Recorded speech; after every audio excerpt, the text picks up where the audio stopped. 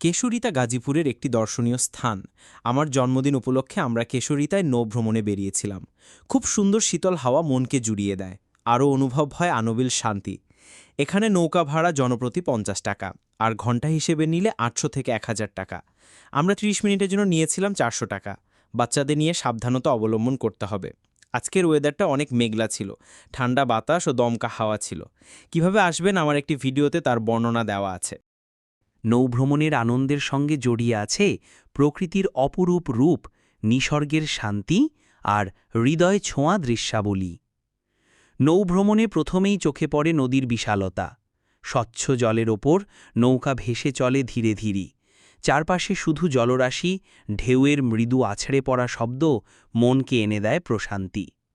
বাতাসে হালকা শীতল স্পর্শ, নৌকার কাঠে বৃষ্টির ফোঁটার মতো জলের ছিটা মনকে করে তোলে প্রফুল্ল।